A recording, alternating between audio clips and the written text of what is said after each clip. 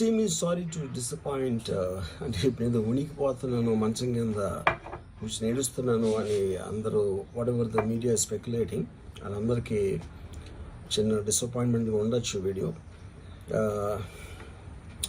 ఇక్కడ పాయింట్ ఏంటంటే I just want explain the whole concept. ఇప్పుడు నేను ఆల్మోస్ట్ ఒక 1 year బ్యాక్ ఏదో ట్వీట్స్ పెట్టాను అనే ఎలిగేషన్. ఆ ట్వీట్స్ ఎవరో మనోభావాలు దెబ్బతిన్నాయి. ఇక్కడ విచిత్రం ఏంటంటే 1 year బ్యాక్ పెట్టిన ట్వీట్స్ 4 డిఫరెంట్ ప్లేసెస్లో 4 డిఫరెంట్ జ్యూరిస్డిక్షన్స్లో 4కి ఒకే 3-4 రోజుల వ్యవధిలో వాళ్ళ మనోభావాలు దెబ్బతిన్నాయి. వాళ్ళు ఆ పరంగా కంప్లైంట్ ఇవ్వడం, కేసులు పెట్టడం జరిగింది.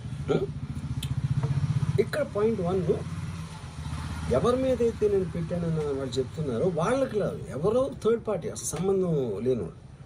సో ఆ కాంటెక్స్ట్లో అసలు ఈ కేసు ఎలాగా, ఈ సెక్షన్స్ ఎలా వర్తిస్తాయి అనేది అప్పుడు ఆబ్వియస్గా నాకు వచ్చే అనుమానం కానీ, నాకు కానీ నా మనుషులు కానీ, ఇది ఒక పర్సిక్యూషన్ చేయటానికి ఒక పద్ధతి ప్రకారం ఉన్న అలౌబుల్ లాస్ని వాడుతున్నారా, లేకపోతే ఇప్పుడు వరల్డ్ ఓవర్ ఒక ఫినామినా ఏం జరుగుతుందంటే పొలిటికల్ పార్టీస్ వాళ్ళు they are weaponising the systems of the police. అది అమెరికాలో జరుగుతుంది, యూరోప్లో జరుగుతుంది, ఇక్కడ కూడా జరుగుతుంది.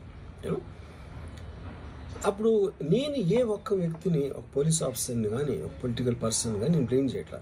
I think it happens in certain ఒక ఏమంటారు దాన్ని, ఒక వే. అది అందరూ కూడా ఎంతో కొంత అది చేయటానికి టెంప్టేషన్ ఉండొచ్చు. But eventually there is the law of the land which will take the final call. So అది that I completely agree, believe in that and abide by that as a citizen. So ఇప్పుడు ఇక్కడ జరిగింది ఏంటి, నాకు ఒక notice వచ్చింది, నేను ఒక రిప్లై ఇచ్చాను, ఫలానా చోట ఫలానా తారీఖు నేను వస్తాను. అప్పటికి నాకు జరుగుతున్న పని ఒక ఆన్గోయింగ్ షెడ్యూల్ ఉంది కాబట్టి, నాకు ఫిలిం వర్క్ ఉంది కాబట్టి అవ్వలేదు. అండ్ ఇట్ ఈస్ వేరే ప్రొడ్యూసర్కి చేస్తాను, ఆ ప్రొడ్యూసర్కి నష్టం వస్తుంది కాబట్టి నేను మళ్ళీ టైం అడిగాను. ఇదేంటి కేసు, ఇదేం అర్జెంట్ కేసు అంటే 1 year తర్వాత ట్వీట్ చూసిన అతనికి 1 weekలో అన్నీ అయిపోవాలనేది ఏమన్నా మీనింగ్ ఉంటుంది అసలు దానికి? So which basically means it is being done for purposes other than the urgency of the case. ఇప్పుడు అర్జెన్సీ ఆఫ్ ద కేస్ అంటే మీరు మర్డర్లు ఇన్ని జరిగి సంవత్సరాలు తీసుకుని